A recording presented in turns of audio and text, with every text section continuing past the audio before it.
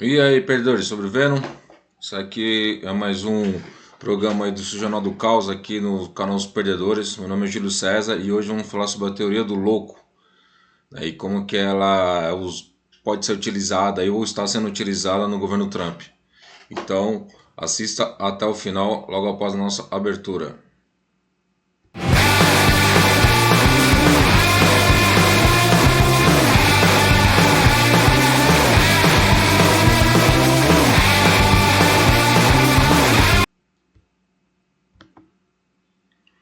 Então, a teoria do caos. Eu vi uma reportagem bem interessante na BBC, também tem na DW, depois eu vou colocar o link das duas. Também tem um canal da BBC no YouTube, também vou estar colocando o link aí na descrição para vocês verem depois, tá? Mas o que é que ela consiste? Vamos basear aqui para essa reportagem da BBC.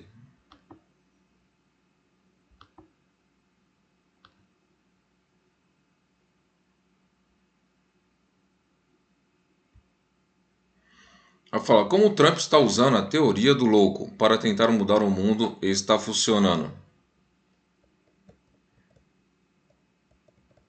Questionado no mês passado se estava planejando se juntar a Israel no ataque ao Irã, o presidente dos Estados Unidos, Donald Trump, disse: "Posso fazer isso, posso não fazer isso. Ninguém sabe o que vou fazer." Lembra, essa aqui é uma reportagem aqui do 6 de julho de 2025, tá? Ele deixou o mundo acreditar que havia concordado com um cessar-fogo de 2 semanas para permitir que o Irã retomasse as negociações. E então ele bombardeou os iranianos mesmo assim. Um padrão está surgindo. A coisa mais previsível sobre Trump é a sua imprevisibilidade. Ele muda de ideia, ele se contradiz, ele é inconsistente. Trump montou uma operação de formulação de políticas altamente centralizada, indiscutivelmente a mais centralizada, pelo menos na área de política externa, desde Richard Nixon, de Peter Trumbitz, professor de Relações Internacionais de London School of Economics. Isso torna as decisões políticas mais dependentes do caráter, das preferências e do temperamento de Trump. Trump aprendeu a usar sua imprevisibilidade para fins políticos, tornando-a um ativo estratégico e político fundamental. Ele elevou a imprevisibilidade a status de doutrina, e agora as características de personalidade que ele trouxe para a Casa Branca estão impulsionando a política externa e de segurança. Isso está mudando a forma do mundo. Cientistas políticos chamam isso de teoria do louco, na qual um líder mundial busca persuadir seu adversário de que é temperadamente capaz de qualquer coisa para extrair concessões, usando com sucesso. Pode ser uma forma de coerção e Trump acredita que está dando frutos, colocando os aliados dos Estados Unidos onde ele quer. Aqui no Brasil ainda chamamos popularmente de meter um louco, né? Mas será uma abordagem que pode funcionar contra inimigos? O problema poderia ser que, em vez de ser um truque de mágica projetado para enganar adversários, é fruto de traços de caráter bem estabelecidos e que são analisados e registrados. Ou seja, seu comportamento se torna mais fácil de prever. É uma pergunta. Ou o que muitos dizem que pode vir a acontecer é o que, né? Países que não for negociar com o Trump não saber o que vai esperar. Às vezes vão com uma ideia, como não tem por ver essa ideia, não sabe o que ele vai querer em troca, ou o Trump pode estar dando indício que é uma coisa, na verdade ele quer outra. Então isso pode confundir aí as pessoas que vão, ou os governantes, né, que vão estar fazendo acordo com eles, né? Então aqui começa, né? Trump iniciou sua segunda presidência abraçando o presidente russo Vladimir Putin e atacando os aliados da América. Ele soltou o Canadá dizendo que deveria ser tornar o 55º estado dos Estados Unidos. Ele disse que estava preparando para considerar o uso de força militar para anexar a Groenlândia, no território autônomo da Dinamarca, aliado dos Estados Unidos. Ele disse que os Estados Unidos deveriam retomar a propriedade e o controle do canal do Panamá. Também tem a questão da Colômbia, né? O artigo 5º da Carta da OTAN compromete cada membro a defender todos os outros, né? Trump colocou em dúvida o compromisso da América com isso, achou que o artigo 5º está sobrevivendo por aparelhos, declarou Ben Wallace, ex-secretário de Defesa do Reino Unido. Uma série de mensagens de textos vazadas revelou a cultura de desprezo na Casa Branca de Trump pelos aliados europeus, compartilhando plenamente o seu nojo de aproveitadores europeus, disse o secretário de Defesa dos Estados Unidos, Peter Hegseth, aos seus colegas, acrescentando patético. Em Munique, no início deste ano, o vice-presidente de Trump, J.D. Vance, disse que os Estados Unidos não seriam mais o garantidor da segurança europeia. Isso pareceu virar a página em 80 anos de solidariedade transatlântica. O que Trump fez foi levantar sérias dúvidas e questões sobre a credibilidade dos compromissos internacionais da América, diz Trumpitz. Qualquer que seja o entendimento que esses países tenham com os Estados Unidos em segurança e questões econômicas ou outras, agora eles estão sujeitos a negociações em cima da hora. Como os casos dos tarifácios, né? Minha sensação é que a maioria das pessoas na órbita de Trump pensa que a imprevisibilidade é uma coisa boa, porque permite que Donald Trump alavanque a influência dos Estados Unidos para o ganho máximo, diz. Essa é uma de suas lições ao negociar no mundo imobiliário. Dizem que o Trump usava isso muito com suas empresas, né? Ou usa ainda muito isso com suas empresas, na verdade, né?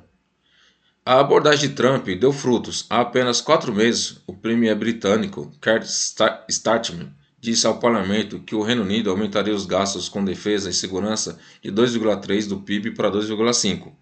No mês passado, uma cúpula da OTAN, esse percentual já havia aumentado para 5%, um aumento enorme, agora igualando por todos os outros membros da aliança.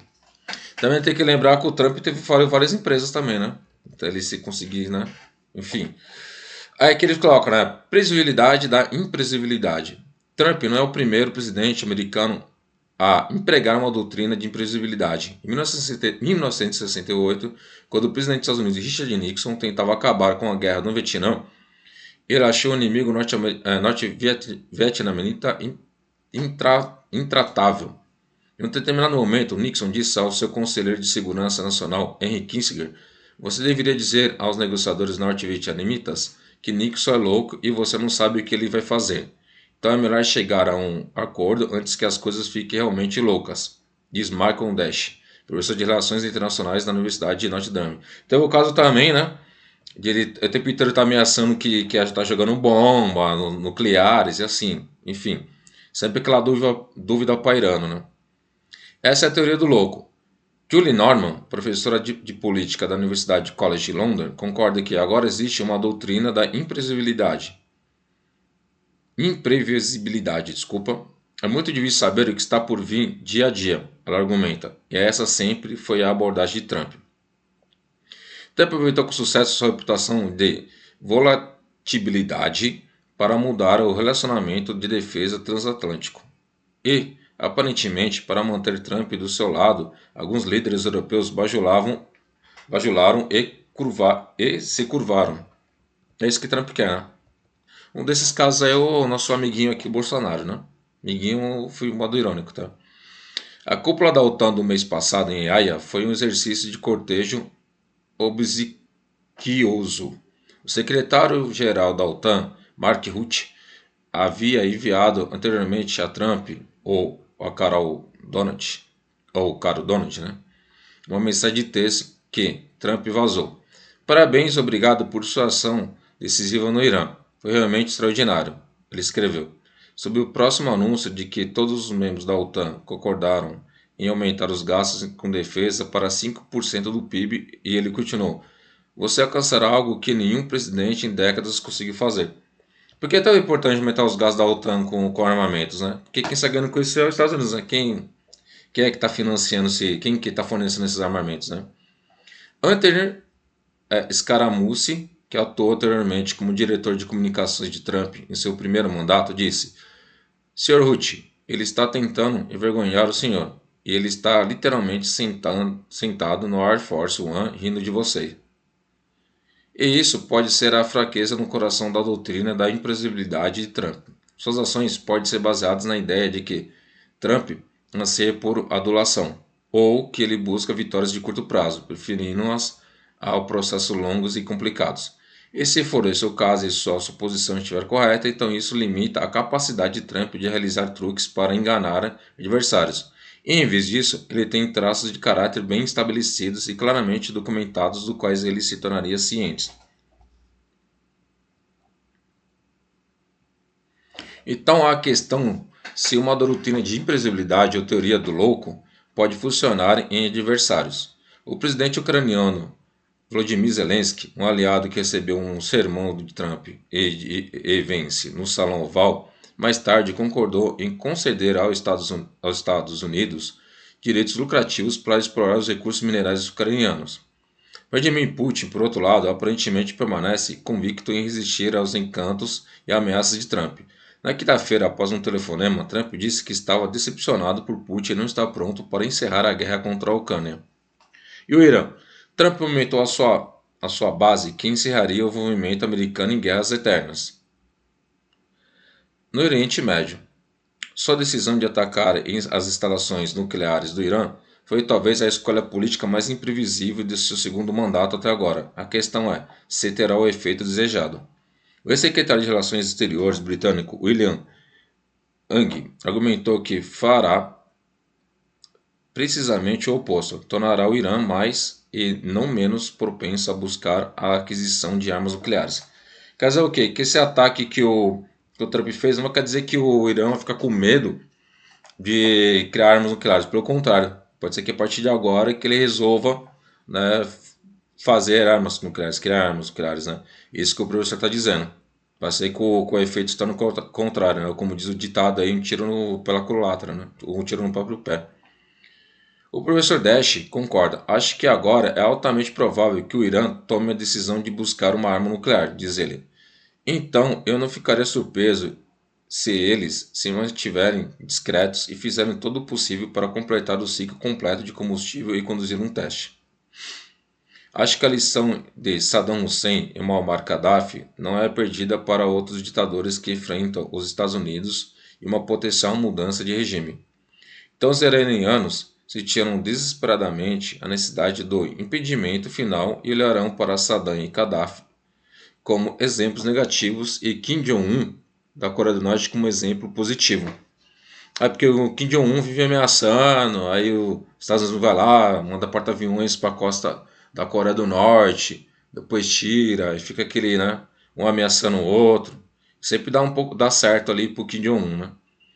Um dos cenários prováveis é a consolidação da República Islâmica, de acordo com Mohsen Milani, professor de política da Universidade do Sul da Califórnia e autor do Iran's Rise and the Rivalry with the Us in the Middle West. A ascensão do Irã e a rivalidade com os Estados Unidos no Oriente Médio, em tradução livre. Espero que tenha falado, desculpa pelo meu inglês que é horrível. É quase tão igual quanto o meu português, né? Em 1980, quando Saddam Hussein atacou o Irã, seu objetivo era o colapso da República Islâmica, diz ele. Aconteceu o exato oposto. Essa era a mesma avaliação israelense e americana, que se nos livrássemos dos líderes, o Irã se renderia rapidamente ou todo o sistema entraria em colapso. Que não aconteceu, né? Olhando para o futuro, a imprevisibilidade pode não funcionar contra os inimigos, mas não está claro se as recentes mudanças que ela produziu entre os aliados podem ser sustentadas. Embora possível, esse é um processo construído em grande parte por impulso, e pode haver uma preocupação de que os Estados Unidos possa ser visto como um mediador não confiável. As pessoas não vão querer fazer negócios com os Estados Unidos se não confiarem nos Estados Unidos nas negociações, se não tiverem certeza de que os Estados Unidos o apoiarão em questões de defesa e segurança, argumenta Norman. Então, o isolamento que muitos no mundo MAGA, né, faz, que seria aquele lema dos Estados Unidos, né, Make America Great Again, né, ou Faça a América Grande de Novo, buscam eu acho, vai sair pela culatra, como falei anteriormente, né. O chanceler alemão Friedrich Merz, por exemplo, disse que a Europa precisa agora se tornar opressamente independente dos Estados Unidos. Aí já começou o tiro no pé, né? A importância do comentário do chanceler é que é um reconhecimento de que as prioridades estratégicas dos Estados Unidos estão mudando, diz Tromwitz. Elas não vão voltar a ser como era antes de Trump assumir o cargo. Então, sim, a Europa terá que se tornar mais operacionalmente independente. Já demorou para isso acontecer, né? Isso exigiria que as nações europeias desenvolvessem uma indústria de defesa europeia muito maior para adquirir equipamentos e capacidades que atualmente apenas os Estados Unidos possuem, argumenta Dash. Por exemplo, os europeus têm alguma capacidade sofisticada de inteligência global, diz ele, mas grande parte dela é fornecida pelos Estados Unidos. A Europa, se tivesse que agir sozinha, também exigiria um aumento significativo em sua capacidade de produção de armamentos independente. Ele continua. A mão de obra também seria um problema. A Europa Ocidental teria que olhar para a Polônia para ver o nível de mão de obra de que precisaria. Tudo isso levará anos para ser concluído. Então, os europeus realmente foram assustados pela imprevisibilidade de Trump, ao ponto de fazer a mudança mais dramática na arquitetura de segurança do mundo ocidental desde o fim da Guerra Fria. Isso contribuiu, diz Tromowitz, mas fundamentalmente, Trump desencadeou algo. A política nos Estados Unidos mudou. As prioridades mudaram. Para a colisão MAGA, a China é um problema maior do que a Rússia. Isso talvez não seja verdade para os europeus. Isso por causa dos BRICS, né? Até aconteceu agora aí, referente aí a esse tarifaço aí de 50% no Brasil. Ele argumenta aí a questão do Bolsonaro, tá toda essa polêmica rolando aí, né? Um dos argumentos foi esse, né? Sobre também algumas medidas aí também de impostos, taxações do Brasil, que depois o Lula aí acabou negando também, né? Aquilo ali só foi como que a gente pode dizer, uma cortina de fumaça, né? Para a gente não olhar por onde realmente deveria estar olhando. Então essa a forma que o Trump está usando aqui nesse segundo mandato dele, né? De acordo com Milani, Trump está tentando consolidar o poder americano na ordem global, e é muito provável que ele mude a ordem que foi estabelecida após a Segunda Guerra Mundial. Ele quer consolidar a posição da América nessa ordem porque a China está desafiando a posição da América nessa ordem. É aquilo que o Lula chegou a falar também, né? Que os Estados Unidos foi eleito para governar. Ou Estados Unidos, desculpa. O Trump foi eleito para governar os Estados Unidos, não para ser o imperador do mundo, né? Mas tudo isso significa que os imperativos de defesa e segurança enfrentados pelos Estados Unidos e pela Europa estão divergindo. Os aliados europeus podem estar satisfeitos que, por meio de lisonjas e mudanças políticas reais, eles mantiveram Trump amplamente ao seu lado. Afinal, ele reafirmou seu compromisso com o artigo 5º na mais recente cúpula da OTAN. Mas a imprevisibilidade significa que isso não pode ser garantido. E eles parecem ter aceitado que não podem mais depender complacentemente dos Estados Unidos para honrar o seu compromisso histórico com sua defesa. É nesse sentido, mesmo que a doutrina da imprevisibilidade venha de uma combinação de escolha consciente e dos traços de caráter muito reais de Trump, ela está funcionando, pelo menos em algumas situações, né? Como aí vários países aí, né, que estão correndo lá, estão indo até o Trump, né, até os Estados Unidos para negociar essas taxações aí dele, né? O Brasil mesmo agora, né, enviou pessoas lá para estar tentando negociar, né, sobre essa taxação de 50%, enfim. Tudo isso aí que nós estamos vendo acontecer. Essa daí seria a teoria do louco. Uns anos atrás, não vou lembrar o nome do diretor do filme, tinha um filme que chama Checkmate, que ele lá eles tinham a trapaça de Kansas City, né? Que ele falava que você fazia a pessoa, né, nesse caso aí, os governos olhar para um lado, quando na verdade eles deveriam estar olhando para o outro. E é isso que a teoria do louco quer fazer, né? O Trump quer confundir, né, para poder conquistar. Então ele faz com que esses governos olhem para um lado, quando na verdade eles deveriam estar olhando para o outro lado de fato, né? E é isso. Então por hoje é só, pessoal. Até o próximo programa. Não esqueçam de se inscrever no canal, deixar seu like, compartilhar e ativar o sininho. Tá bom? Muito obrigado. E também veja lá nosso podcast também, tá bom? Já estamos fazendo vários episódios aí, agora o nosso foco principal está sendo Israel. E depois começar a fazer vídeo aí sobre a segunda local sobre a Palestina.